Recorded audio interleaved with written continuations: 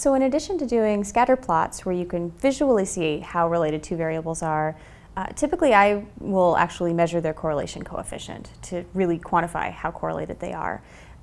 This is really important because a lot of the data that I work with is correlated with each other. So for example, looking at Facebook data, how many status updates someone posts in a month is really highly correlated usually with how many days in the last month they logged in, or how many friends they have, or how many photos they uploaded in the last month.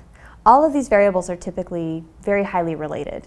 And it's usually because they all kind of measure the same thing as how engaged someone is.